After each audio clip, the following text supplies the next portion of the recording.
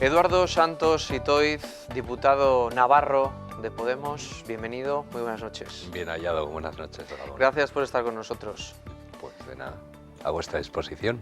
¿Quién va a ser el próximo presidente de España? Yo no. Yo creo que esa es la única certeza que tengo en este momento, ¿no? No lo sé, sería tanto como hacer un planteamiento de ciencia ficción, ¿no? O arriesgarse a equivocarse o a quedar en ridículo directamente, ¿no? Yo creo que no lo sabe nadie. Directamente no lo sabe nadie. Nadie tiene en su mano el serlo y nadie tiene en su mano hacer a otro o a otra persona presidente, ¿no? Será el resultado de un proceso largo, de un proceso complejo, que hasta ahora solo estamos en los inicios, ¿no? Seguramente. Pero ¿Mariano Rajoy y Pedro Sánchez tienen las mismas posibilidades de ser presidente ahora mismo? Pues no lo sé. Es decir... ¿Qué sensaciones tiene de estos primeros días en el Congreso? Claro, las sensaciones no están muy distantes de lo que puede tener un ciudadano de a pie, ¿eh? Es decir, las negociaciones al final se llevan se socializan, pero se llevan entre pocas personas, ¿no? Realmente, y tiene que ser así, y todo es entendible desde un proceso de confidencialidad, ¿no? Porque si no, estaríamos de alguna manera influyendo en la necesaria confianza que seguramente tiene que haber en ese proceso. De esto usted deducirá que yo no estoy ahí. Con lo cual, bueno, creo que los procedimientos, y sobre todo los procedimientos democráticos, tienen su peso y su importancia, ¿no?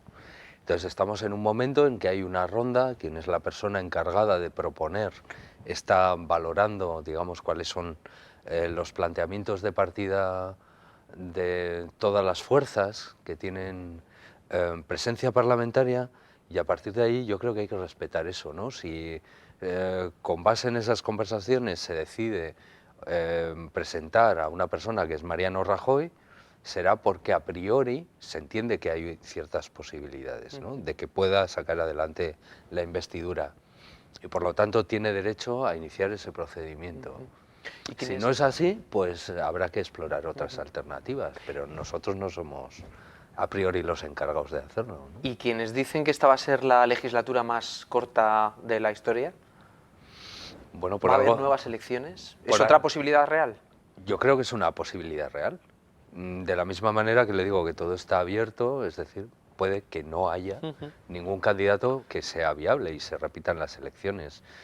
Si quiere mi opinión, desde nuestro punto de vista no es deseable. Es decir, ha habido una votación, estamos aquí para hacer política y para viabilizar una serie de objetivos, y a partir de ahí eso es lo que nos toca, ¿no? Pero ustedes pintan bastante en este nuevo hemiciclo, en este nuevo Parlamento. Claro. ¿Ustedes están dispuestos o qué tienen que valorar para apoyar a Pedro Sánchez como presidente del gobierno? En principio, lo que a nosotros nos gustaría es que el Partido Socialista tuviera una idea clara de si se va a sentar o no se va a sentar con nosotros, porque depende a quién se pregunte, pues dice que sí, que se va a explorar esa posibilidad, otros dicen que sí con condiciones, si nosotros, digamos, cedemos uno de nuestros principios programáticos, y otros dicen que de ninguna manera, ¿no? Entonces, bueno, en el momento en que quieran explorarlo, seguramente estaremos en el otro lado de la mesa, tranquilamente, pues con papel y boli, para ver lo que se plantea. Le ha dicho el socialista Odón Elorza a Rajoy que deje de dar el coñazo con la gran coalición. No me parece una manifestación... Bueno, está bien, o sea, la gente lo va a entender, ¿no? Creo que es una manifestación de lo que ocurre dentro y fuera, ¿no? No sabemos en realidad cuál es el tipo de planteamiento de negociación interna que estarán teniendo el Partido Popular y el Partido Socialista, en qué tipo de conversaciones, pero es verdad que a nivel público el Partido Popular últimamente, pues bueno, pues se dedica a hacer un planteamiento comunicativo en el cual le está diciendo al PSOE o nosotros o el caos, ¿no? ¿Y lo ve posible? Que ¿Esto de haya... la gran coalición puede ser realmente una salida que desatasque la situación en la que estamos? Sí, claro que lo puede ser, es decir, pero ahí lo tiene que decidir el Partido Socialista, está en una encrucijada, ¿no? El Partido Socialista puede hacer lo que ha hecho el PSN en Navarra durante mucho tiempo, Es decir, posibilitar una investidura de un gobierno conservador que va a tener el apoyo del PP y Ciudadanos, seguro, prácticamente, y tal, y después, pues bueno, pues colocarse en una posición parlamentaria que ellos sabrán cuál va a ser, ¿no? Ustedes al Partido Socialista tampoco es que le esté poniendo las cosas demasiado fáciles. ¿Qué está pasando con el tema de los grupos parlamentarios? Porque ese parece ser también uno de los obstáculos que ahora mismo Podemos, que está pidiendo esos 4 grupos parlamentarios, con la ley en la mano es muy complicado acceder a ello. Yo discrepo de la premisa, es decir, nosotros no es que estemos pidiendo que haya 4 grupos parlamentarios. A ver, Podemos es un partido político. Se presenta como Podemos y hay en 3 territorios en que hay una coalición. Esto es entendible, ¿no? Que es Podemos Compromís en Valencia, Podemos Mareas, Galicia, etcétera, ¿no? Claro, cuando alguien se presenta en coaliciones para tener un grupo parlamentario. Por lo tanto, lo que hay que explorar es las posibilidades del reglamento de la Cámara para ver si eso es posible o no. Pero eso no lo está pidiendo Podemos como partido. Es decir, otra cosa es que mediáticamente se esté entendiendo que todo es Podemos, porque, claro, todo el mundo está, digamos, asumiendo un mismo programa político. Pero también esta Izquierda Unida, que puede tener muchísima afinidad con nosotros, nadie dice absolutamente nada. Y hemos visto cómo ha hecho un grupo político con otras 2 fuerzas, ¿no? Y Lo que pasa es que la ley dice que no se pueden formar grupos diferenciados entre formaciones que no se hayan enfrentado entre sí. Con lo cual, saltarse ese artículo... Sí, todo es absolutamente interpretable, es decir, el reglamento de la Cámara al final es una cuestión de voluntad política, ¿no? Lo hemos visto muchas veces. Ahora mismo el Partido Socialista en el Senado pues ha cedido unos cuantos, digamos, diputados, y yo recuerdo en su momento como el diputado navarro Jaime Ignacio del Burgo estaba en el grupo canario y se cedió por parte del PP. Es una cuestión de voluntad y si se quiere se puede. ¿Y Ciudadanos? ¿Cómo ve a Ciudadanos? Porque Albert Rivera ha dicho hoy precisamente que quien ha estafado, engañado o no cumplido no es el reglamento de la Cámara ni Ciudadanos, ni el PSOE ni el PP, que quien no cumple con sus pactos porque ha prometido algo que no se puede es Pablo Iglesias con sus socios. ¿Por qué estos ataques y por qué esta situación cuando los ciudadanos lo que estamos es deseando ya que ustedes todos se pongan de acuerdo y tener un gobierno estable, que no hemos salido todavía de la crisis? Hombre, nosotros no somos responsables de las palabras de Rivera, ¿no? Desde luego nosotros no hemos engañado a nadie. Vamos a ver, estos son procedimientos democráticos muy claros, ¿no? Se pone encima de la mesa esta opción, hay una mesa de la Cámara que fue pactada con Ciudadanos, con el Partido Socialista y el Partido Popular, que es la que tiene que calificar y decir sí o no a esto. Que dicen que no y que hay un solo grupo, nosotros no tenemos ningún problema ni ningún inconveniente. Es decir, y al final, no nos olvidemos esto, de los grupos parlamentarios es la adscripción de las personas particulares que somos de los grupos, con lo cual hay muchas alternativas que se pueden ir explorando y que al final es un tema puramente técnico, ¿no? Pero nosotros no estamos haciendo cuestión de este tipo de planteamientos y para nosotros lo importante no es esto, sino son la serie de iniciativas que queremos empezar a plantear ya desde este momento, ¿no? Porque el Parlamento ya está abierto. ¿Se cree usted que es diputado? ¿Se lo cree ya? Porque creo que fue toda una sorpresa, ¿no? Para Podemos sacar 2 diputados fue una sorpresa, ¿o no? Para Realmente. Podemos en Navarra fue una sorpresa, no lo hemos negado, y para mí en particular la sorpresa fue a nivel personal también muy grande, ¿no? Que si me lo creo o no, yo creo que no es cuestión de creérselo, es cuestión de en un momento determinado decir, bueno, pues aquí estamos. Es decir, asumir esa responsabilidad y tirar para adelante. Y en eso estoy construyendo, digamos, ese perfil o esa manera de hacer política, ¿no? ¿Cuáles son las armas, las herramientas que tiene que tener un diputado para hacer bien su trabajo? Yo creo que no hay manuales de esto, ¿no? Como no hay manuales de hacer política, nadie dice cómo hay que hacer política. Mire, los modelos que hemos tenido hasta ahora son los modelos derivados, digamos, del bipartidismo, son los que nos han enseñado cómo se comparece en público, qué ropa se lleva, cómo se habla, etcétera, ¿no? Y es verdad que somos como los niños, lo absorbemos como esponjas y tendemos a hacer política posiblemente de la misma manera. Yo creo que es necesario buscar nuestro propio perfil, porque también entendemos que la forma en la que hemos venido y de donde venimos, que es de la calle y de hace nada y de nuestras responsabilidades profesionales, nos están exigiendo otro tipo de cosas. Por lo tanto, yo diría que cercanía, lo máximo posible, capacidad de escucha y de mediación con la sociedad y las instituciones, ¿no? Eso creo que es muy importante. ¿Se ha comido Podemos en Navarra al nacionalismo vasco? Pues no lo sé.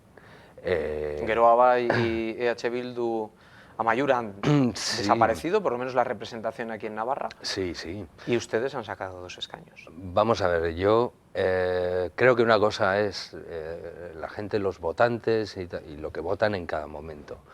Yo entiendo que hay dos maneras de ver esto, es decir, hay una manera en la cual se leen las elecciones estatales en clave autonómica, ¿no?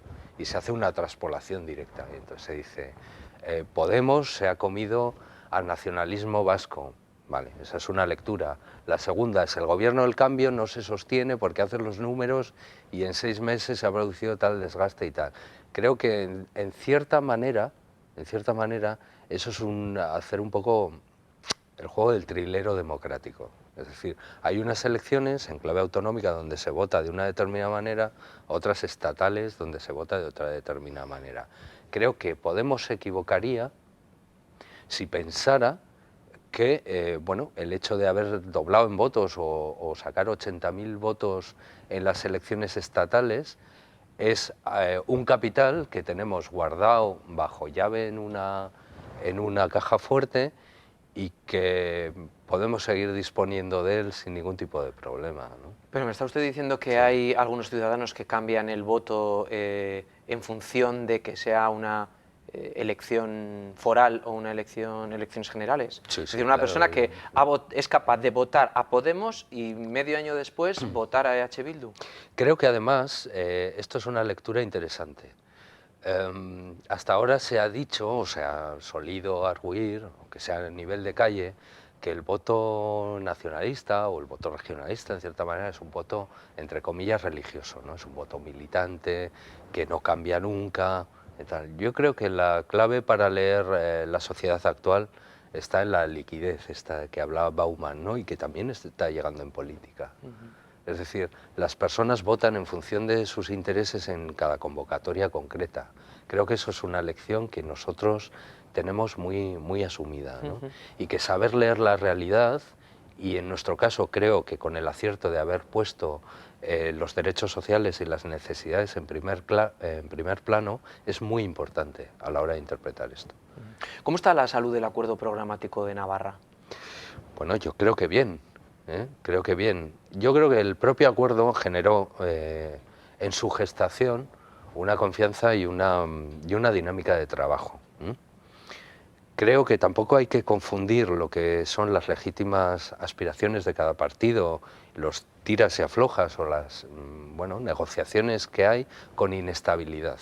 Es decir, sería tanto como esconder bueno, pues que hay aspiraciones diferentes en cada momento concreto para cada cuestión concreta. Si eso ocurre dentro de un mismo partido político, porque ocurre, y hay diferentes opiniones sobre posturas políticas a tomar, y todos entendemos que es sano desde el funcionamiento democrático, creo que en un gobierno sustentado por 4 fuerzas podemos entenderlo igual, salvo que estemos sacralizando un concepto de estabilidad que no es el para mí deseable. ¿Qué le ha parecido a usted que además habla euskera, la oferta pública de empleo, de educación del Ejecutivo navarro? No entiendo muy bien la relación entre hablar euskera y la OPE, ¿no? Creo que en educación lo que hace falta de alguna manera es llegar a determinados consensos básicos. Tenemos varios modelos educativos y además tenemos una aspiración a implantar un programa de aprendizaje de inglés y además tenemos modelos concertados, modelos privados, etcétera, ¿no? tendríamos que definir un mínimo que desde nuestro punto de vista va por la apuesta por lo público y la libertad que se pueda tener dentro de lo público, en este caso, para diferenciar modelos o para elegir modelos por parte Pero en concreto, esta de los oferta pública, ¿a padres, usted ¿no? qué le parece? Porque es uno de los obstáculos. Izquierda Unida no está de acuerdo, Podemos lo ha cuestionado desde el primer minuto, y que lo hable euskera o no, yo entiendo que una persona que habla euskera pues se puede presentar a más convocatorias que la que no lo habla, sin más. Usted lo habla, entiendo que puede Sí. tener una opinión personal más cualificada, no lo sé. En cuanto a sensibilidad por el euskera, es lógico. Cuando una persona se identifica con esa lengua, la habla y la aprende, la quiere, la ama. ¿Pero a usted le Y parece efectivamente, desproporcionado o no que haya un 70% de plazas en euskera? bueno, pues sería desproporcionado en relación directamente a las necesidades que hay. Yo no he visto el documento técnico del Gobierno porque no he estado en ese tipo de negociaciones. Lo que ha hecho Podemos Aldugu, de alguna manera, es intentar mediar técnicamente entre una primera propuesta que se hace por parte del Gobierno de Navarra, sin tener en cuenta un diálogo anterior con las fuerzas que lo sustentan, y una postura, digamos, que es de izquierda a esquerra, absolutamente contraria y que pone en peligro, digamos, el sacar la oferta pública de empleo, ¿no? En este sentido, lo que hemos intentado es plantear propuestas alternativas que puedan ser viables y aceptables, ¿no? Realmente se ha dado ese diálogo y ahora la pelota está en el tejado del Gobierno, que ha escuchado a todas las partes, aparte de la mesa sectorial, y con la cual tendrá que hacer una propuesta definitiva. ¿A usted le parece, insisto, desproporcionado o no? A mí personalmente no. ¿A usted le parece justo que haya un 70% de plazas en euskera, entonces? Vamos a ver, si estuviéramos hablando de un 70% de plazas en euskera en la totalidad de la educación, estaríamos hablando de un planteamiento absolutamente desproporcionado con arreglo a la realidad. Estamos hablando de una OPE, si no recuerdo mal, de 425 plazas. En lo que se trata es de equilibrar la oferta que hay en euskera y en castellano. Si técnicamente se necesitan más profesores en euskera porque ha habido una descompensación, yo no entiendo que haya un problema con respecto a eso, ¿no? Como Muy bien. se necesita más en primaria o en secundaria o en lo que fuera, ¿no? Entiendo que el idioma aquí no es el problema es la validez técnica de la propuesta hecha por el Gobierno. ¿Qué va a hacer usted desde el Congreso con temas tan polémicos como el tren de alta velocidad? Porque ahí sí que le va a tocar y no ponerse de perfil, precisamente. Mi postura personal y política con el tren de alta velocidad es absolutamente clara. Es decir, esto es una competencia del Estado en la que Navarra, pues bueno, firmó un convenio para adelantar unas obras, etcétera, que, bueno, ahí están. Es decir, ¿el Estado qué ha hecho? Pues no ha hecho el tramo de Plasencia-Jalón-Castejón, ni siquiera hay un estudio informativo con ese tema. Ha permitido que el Gobierno de Navarra adelante las obras en un tramo de 14 kilómetros. Ahora hay una polémica porque tampoco se han devuelto las cantidades conveniadas, que si no recuerdo mal es de 30 millones de euros, y por lo tanto nos encontramos con un problema genérico. Si usted me dice, Podemos Aldugu o yo como diputado navarro va a apoyar el tren de alta velocidad, la respuesta es clara, no. Nos parece una infraestructura ineficiente, costosa y que sirve a otros intereses que son diferentes a lo que sería el desarrollo, siquiera sostenible, de la población por muchos factores, ¿no? O sea, que prefiere que se pierdan las obras que ya se han hecho a continuarlas hasta el final. Sí, yo en mi caso lo tengo clarísimo, es decir, si seguimos incidiendo en un despilfarro constante, al final pues no llegaremos a ningún sitio. Lo que estamos haciendo es incidir en unas obras que solo tienen valor por sí mismas y que no van a revertir ningún beneficio a la sociedad y que intergeneracionalmente las vamos a desplazar, digamos, a nuestros hijos, nietos, en cuanto al pago de su financiación, coste, etcétera, sin recibir ningún beneficio a cambio. Por lo tanto, eso es cuestionable y bastante discutible. Otra cosa es que estemos hablando de un modelo de tren de altas prestaciones, estilo tercer hilo, con salida de ancho de vía europeo, mercancías, etcétera, que permita, digamos, lo que en el fondo estamos persiguiendo, que es la movilidad adecuada de viajeros y mercancías, ¿no? A una velocidad aceptable y con una calidad aceptable. Eso es diferente. Y si el Gobierno central, el que salga, el que se configure, decide continuar adelante, ¿ustedes van a seguir en contra del proyecto? Es decir, si el gobierno central decide continuar con esas obras y Navarra R sigue diciendo que no, igual nos quedamos sin tren de alta velocidad y resulta que es La Rioja quien lo va a haber hecho realidad. La competencia, desde luego, para hacer este tipo de obras es del gobierno central. Navarra lo que puede hacer es poner encima de la mesa cuáles son sus prioridades y su modelo de desarrollo sostenible y el tren. Vamos, no hay más que ir a la ley del ferrocarril. Los ferrocarriles a larga distancia son competencia del Estado. Desde luego yo me puedo oponer en el Congreso de los Diputados a esto, pero es una competencia pura y simple del Ejecutivo, salvo que se cambie la ley. ¿Cómo va a defender Podemos Navarra el autogobierno foral? Porque mire que hemos tenido una legislatura conflictiva. Conflictiva. Bueno, no sé a qué se refiere exactamente el autogobierno. Bueno, pues hasta 10 leyes navarras están paradas 17, en el Constitucional. Al final el claro. autogobierno está ahí, ¿no? Sacando Sí. músculo. Al final en campaña todos los partidos, también ustedes han intentado hacerse los más defensores del autogobierno navarro y ahora toca demostrarlo en el Congreso. Claro, vamos a ver. Yo creo que Navarra es uno de los sitios donde hay un consenso básico, ¿no?, sobre la necesidad de defender el autogobierno, que se manifiesta en varias cosas, ¿no? Pues las instituciones forales, gobierno, parlamento, etcétera, como iconos de alguna manera, o instituciones queridas por el pueblo navarro, ¿no?, con las competencias que desarrollan, y por otro lado, efectivamente estaría el convenio económico, ¿no? Son las dos grandes figuras que existirían, ¿no?, o que tienen la conciencia de autogobierno navarro, si se le quiere llamar el fuero, ¿no?, sí, en términos más históricos. ¿Cómo se defiende eso? Pues sencillamente se defiende en el marco constitucional actual, impulsando las transferencias pendientes, defendiendo en el Congreso de los Diputados y haciendo la pedagogía que haya que hacer el convenio económico, y no sé de qué manera empezando a mediar o a plantear cuál es el papel del Tribunal Constitucional en la resolución de conflictos entre administración central y administración foral, en este caso, porque es un papel que entendemos que está ciertamente descompensado, porque en el caso de conflicto, que estamos hablando sencillamente de una discusión sobre competencias, sencillamente hay una potestad mucho mayor por parte del Gobierno del Estado de impedir o suspender leyes legítimamente aprobadas por el Parlamento navarro, con lo cual ahí se puede estar dando un conflicto de legitimidades, ¿no?, que debemos afinar cómo resolver.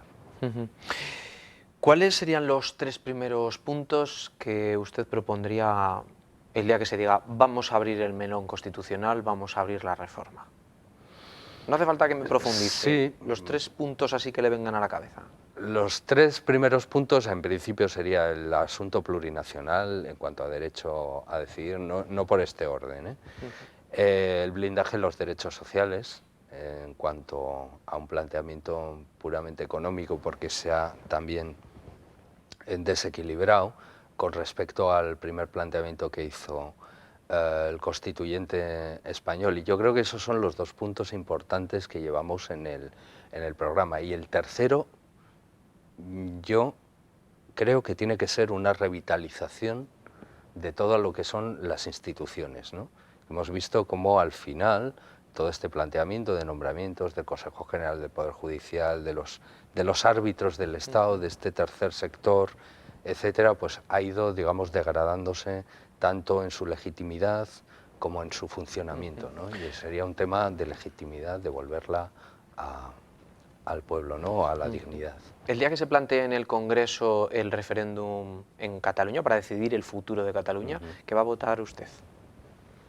¿A favor de que se pregunte? ¿A favor de que no? ¿A favor de la independencia? Hombre, yo no soy catalán, votar a favor de la independencia. Van a tener que votar todos los españoles. A ver, depende, claro, aquí la clave está en el proceso, ¿no?, en cómo se plantea. Y esto es una discusión que creo que estamos poniendo encima de la mesa y que es abierta, ¿no? Nosotros hemos abogado por la posibilidad de hacer un referéndum en Cataluña. Esa posibilidad de hacer un referéndum en Cataluña viene jurídicamente, o puede colgar jurídicamente, de muchas perchas, ¿no? podemos hacer una interpretación con la Constitución actual de la disposición adicional primera y establecer esa posibilidad. No es que lo diga yo, es que hay juristas como Herrero de Miñón que ya hace tiempo pues, plantearon, digamos, que eso podría existir. O podemos irnos a una reforma de la Constitución donde se establezca esta posibilidad, ¿no? Con determinados procedimientos, plazos, etcétera. Yo, si tengo que votar a favor de una reforma de la Constitución que reconozca esta posibilidad, no tengo ninguna duda, indudablemente voy a votar que sí. Como catalán no puedo opinar sobre si es mejor para los catalanes estar en el Estado español o irse, ¿no? Y como navarro, si se plantea la derogación o no, y con esto terminamos de la transitoria cuarta, ¿qué votar? Yo creo que, digamos, la conciencia de autogobierno de Navarra va mucho más allá de la transitoria cuarta. Sí, pero si se plantea la derogación, ¿usted qué va a votar como diputado? Yo no lo tengo nada claro. Mire, le digo por dónde vendría la duda. La duda no está por el fondo del asunto, es decir, por la transitoria cuarta plantea la incorporación a Euskadi o no. Yo creo que ese es un debate superado en la sociedad de Navarra y que nadie está pidiendo. Mi duda estaría, digamos, en términos... UPN y el PP lo llevan pidiendo años, ¿eh? Sí. Y hasta Mariano Rajoy se comprometió. Se comprometió. O sea, que hay una parte de la sociedad que sí que lo pide. No, yo me refería a que no hay una parte de la sociedad que esté pidiendo a gritos la integración en Euskadi. Es decir, no lo veo, sencillamente. Con lo cual, tampoco me preocupa que exista o que no exista. Es decir, lo que a mí me plantearía dudas es que para mí, desde mi punto de vista, la transitoria cuarta supone, de una forma u otra, un reconocimiento del derecho de los navarros a decidir siquiera algo. Porque si usted se acuerda, en la Constitución del año 78, los navarros no votamos el mejoramiento del fuero, porque entonces se implantó una idea esencialista del fuero en la cual, como esto existía de por sí, no hacía falta refrendarlo democráticamente, ¿no?